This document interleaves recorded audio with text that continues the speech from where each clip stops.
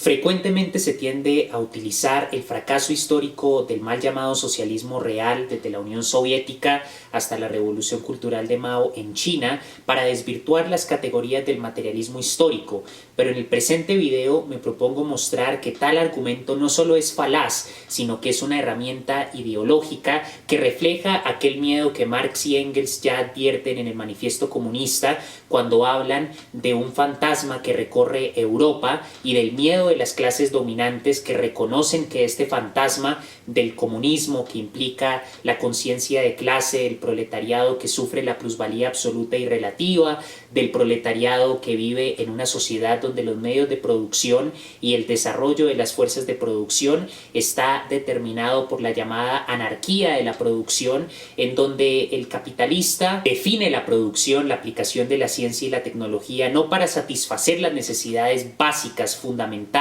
que se requieren para perpetuar la vida de los individuos que forman una comunidad, es decir, para satisfacer las necesidades de las mayorías, sino para satisfacer las necesidades impuestas de un mercado basado en el consumismo de chatarra que no solo destruye el medio ambiente, sino que también causa toda clase de problemas de salud, desde la industria de los alimentos donde se emplean químicos y hasta ingeniería genética para producir alimentos dañinos, hasta la industria de las armas, donde se producen armas de destrucción masiva capaces de aniquilar la mayor parte de la vida sobre la faz de la Tierra, hasta una tecnología que sigue empleando recursos no renovables, que precipita, acelera el calentamiento global, envenena los océanos, aumenta la deforestación y asimismo agudiza la brutalidad y carácter criminal de la explotación neocolonial del imperialismo en el mercado mundial, que debe entenderse desde el esquema centro-periferia y que implica no solo la extracción de plusvalor de los capitales tecnológicamente más desarrollados del primer mundo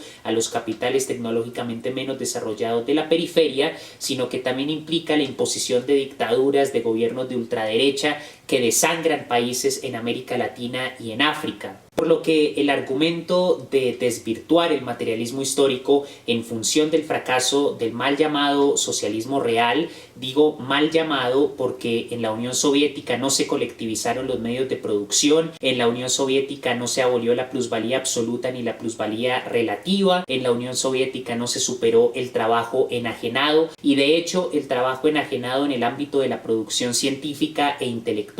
se vio tan agudizado que al degenerar la Unión Soviética en un imperialismo militarista, fascista, la ciencia se empleó para el desarrollo de armas cada vez más destructivas. Un ejemplo es la carrera de producción de armas nucleares, particularmente durante la Guerra Fría. En ningún país del mal llamado socialismo real se colectivizaron los medios de producción, es decir, se superó la anarquía de la producción, en donde la clase dominante tiene el control de los medios de producción y regula el desarrollo de las fuerzas de producción en función de sus intereses. No se consolidó una base técnica científica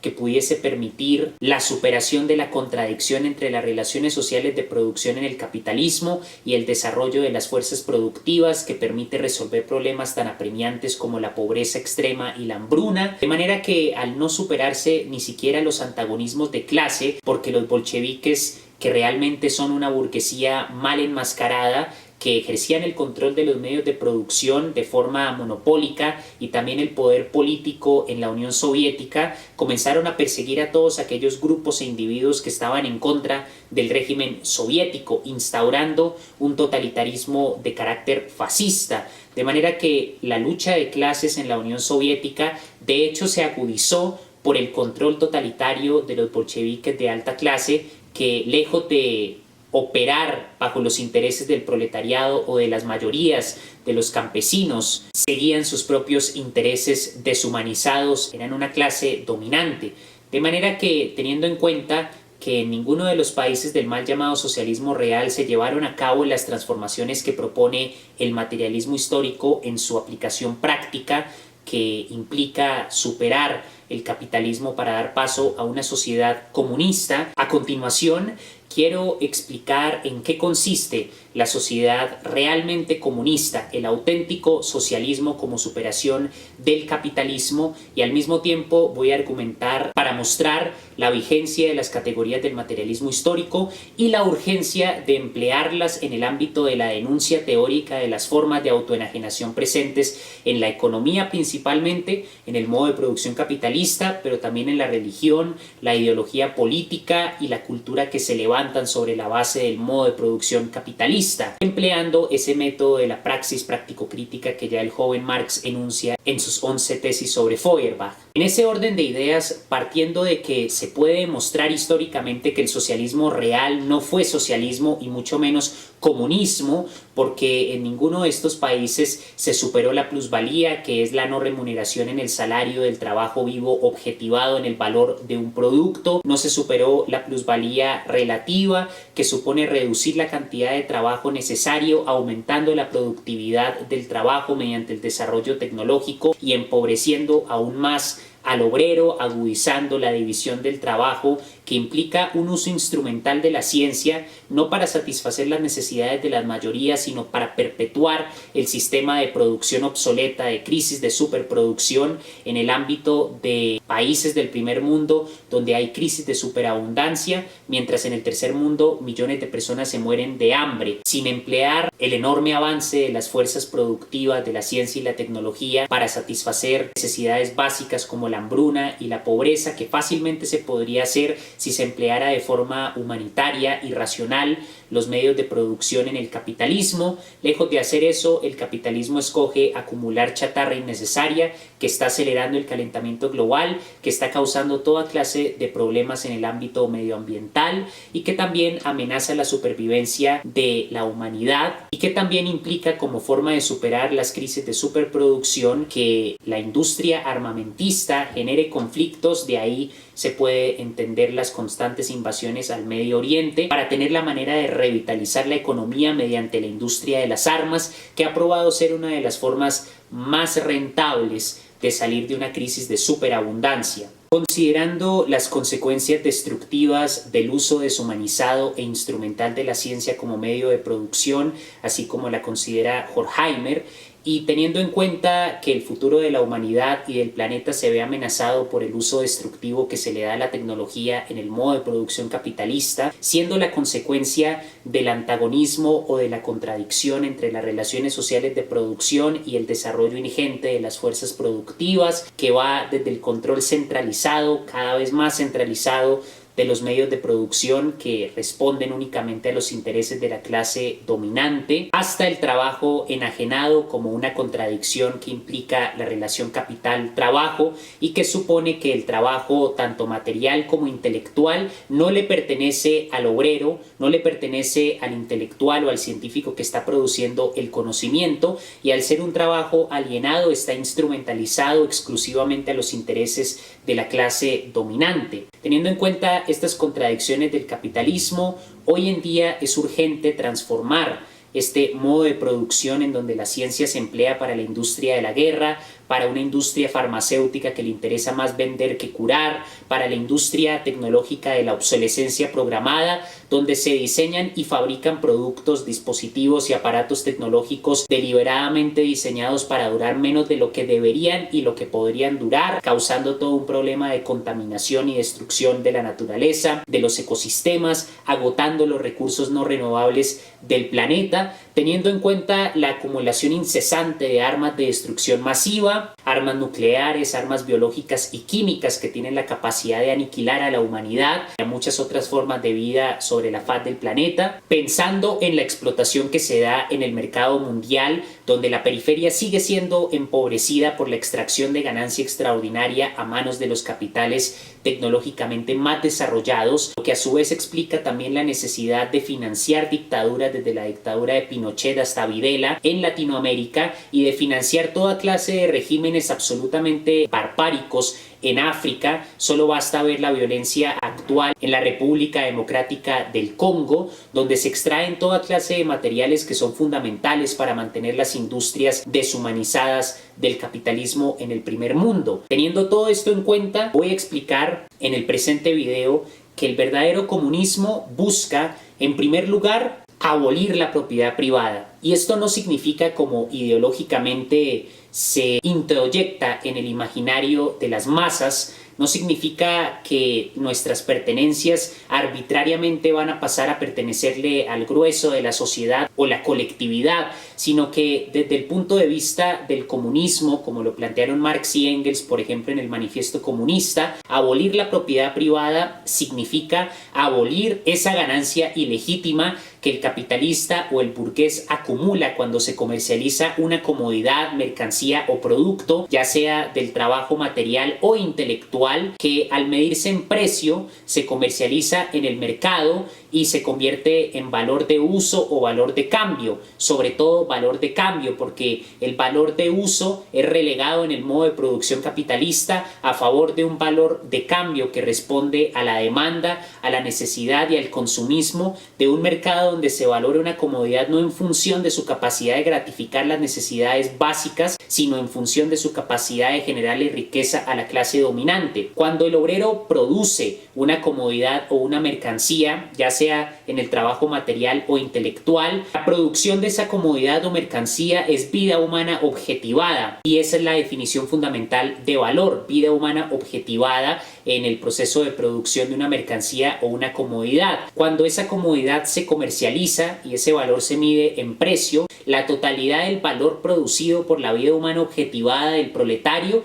no se le remunera en su totalidad en el salario. Lo que se le remunera en el salario es en la mayoría de los casos equivalente a los medios de subsistencia, mientras que la mayor parte de ese valor producido como vida humana objetivado termina siendo acumulado por el burgués bajo la forma de propiedad privada. De manera que un primer objetivo del comunismo es abolir la propiedad privada, entendida como la acumulación ilegítima del trabajo vivo objetivado en valor que no se le remunera al obrero, pese a que es el obrero el que lo produce. De manera que al abolir la propiedad privada, de lo que se trata es de aumentar el salario para que equivalga a la cantidad de trabajo vivo que objetiva en valor el proletario cuando produce una comodidad en el trabajo material o en el trabajo intelectual. Abolir la propiedad privada derivada de una ganancia ilegítima que es robo de la vida humana objetivada en el proceso de producción, tanto en el marco de la plusvalía absoluta como en el marco de la plusvalía relativa. Otro objetivo del comunismo es superar el control cada vez más centralizado de los medios de producción a manos de la clase dominante, para colectivizar los medios de producción y que estén en control de las mayorías para las mayorías, de manera que la ciencia y la tecnología ya no se usen para la industria de la guerra, ya no se usen para una industria de alimentos genética y químicamente modificados que causan toda clase de problemas de salud,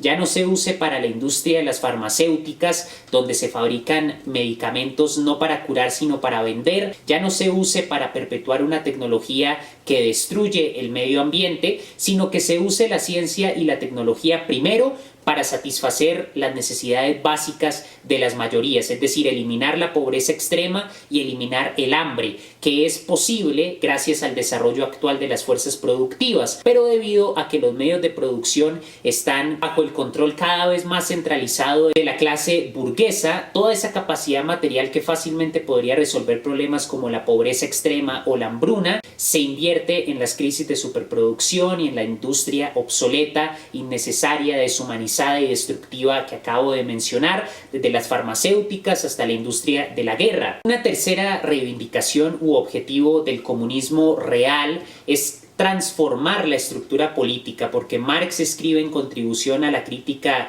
de la economía política burguesa que la política y el derecho deben verse como un edificio levantado sobre la base de la producción económica, del modo de producción, de manera que una tercera reivindicación del comunismo implica transformar la estructura del Estado moderno para superar los antagonismos de clase y transformar aquellas instituciones como la policía o el ejército que se usan principalmente para mantener el dominio burgués sobre las mayorías, para administrar los negocios ilegítimos de la burguesía, y transformar radicalmente estas instituciones, humanizándolas, empleándolas realmente al servicio de las mayorías y no para oprimir, no para asesinar, no para desaparecer y torturar, como en el caso de la responsabilidad del ejército y la policía en los conflictos armados de Latinoamérica y de África sobre todo. Otra reivindicación del comunismo es transformar el modo de producción de manera que se supere el trabajo alienado, tanto en la producción material como intelectual. Y al superar el trabajo enajenado en la producción intelectual, por ejemplo, se tendrán científicos que puedan innovar la industria farmacéutica, la industria tecnológica, habiendo superado la obsolescencia programada y la contradicción de un modo de producción donde se producen comodidades no para satisfacer necesidades, sino para maximizar ganancias, para acumular plusvalor, valorizar el capital y mantenerlo en flujo constante, promoviendo un auténtico progreso tecnológico y científico empleado estrictamente para mejorar las condiciones de vida y para garantizar la satisfacción de las necesidades básicas, eliminando la pobreza y la hambruna, eliminando la destrucción irracional de la naturaleza para promover mediante la innovación científica nuevas formas alternativas al petróleo, por ejemplo, de sostener y mantener el desarrollo de la tecnología, fundamentar una nueva forma de producción de electricidad y otras formas de energía mediante la investigación científica. Luego, es necesario leer a Marx, volver al materialismo histórico, porque el materialismo histórico, para ser refutado, necesitaría demostrarse contundentemente que la plusvalía absoluta y relativa ya no tiene lugar, que el trabajo enajenado no se da en ninguna parte del mundo, que la ciencia no se está empleando de forma destructiva en el actual modo de producción capitalista. Y nada de esto se puede demostrar porque la plusvalía absoluta y relativa, la extracción de ganancia extraordinaria de una forma distinta de plusvalor en el mercado mundial, distinta porque implica la competencia entre capitales, pero que también afecta al proletariado de la periferia empobrecida por la extracción de plusvalor a manos del capitalismo tecnológicamente más desarrollado del primer mundo, el uso destructivo de la ciencia y la razón instrumental que denuncia la Escuela de Frankfurt, son hechos preocupantes que caracterizan la cualidad destructiva, deshumanizada y explotadora del capitalismo actualmente y hace necesaria su superación mediante el enriquecimiento teórico del materialismo histórico. Este método es para la historia y la filosofía social como lo que la teoría de la evolución de Darwin representa en la biología. La teoría de la evolución de Darwin es la base y sobre esa base se construyen diferentes investigaciones y estudios científicos, pues asimismo el materialismo histórico en filosofía social, en sociología, en historia, debe ser la base sobre la cual se incorporan otros análisis como el existencialismo, la psicología de masas, el problema de la ética, llevado al ámbito del estudio de la cultura y la política, teniendo en cuenta que las formas de dominación y enajenación presentes en la religión, en el biopoder que denuncia Foucault del Estado moderno, se derivan de contradicciones en la materialidad de la producción que deben ser la primera condición para exigir y luchar por las reivindicaciones políticas y culturales, pensando por ejemplo en la teoría del reconocimiento de Axel Honneth. De manera que una última reivindicación del comunismo es volver al materialismo histórico para combatir la atomización y fragmentación de los movimientos sociales en la actualidad, para que la feminista y el racialmente discriminado superen esa separación nociva para la lucha política que implica tener una agenda distinta para cada movimiento social y por lo tanto promover la atomización de los movimientos sociales, cuando la feminista y el racialmente discriminado, pese a que tienen reivindicaciones distintas, la feminista de no ser violentada bajo el machismo, el racialmente discriminado de ser reconocido en su cultura, en su alteridad histórica, siguen siendo víctimas de la explotación capitalista. Todos los grupos, todas las alteridades y exterioridades a la totalidad, para utilizar términos de Levinas, tienen como núcleo común, como común denominador, el hecho de ser proletarios explotados en el modo de producción capitalista. Y todo esto nos sirve para construir un modo de producción donde la ciencia se emplee de forma más justa, donde no haya explotación y dominación, y donde la ingente capacidad tecnológica se pueda utilizar no para la guerra, no para la esclavitud, sino para promover el bienestar de las mayorías y para que la humanidad merezca el nombre de Homo sapiens, que auténticamente utiliza sus capacidades racionales y de pensamiento, no para promover la muerte y la esclavitud y la injusticia, sino para crear un mundo más justo, viendo, como lo escribe Marx, la realidad como práctica.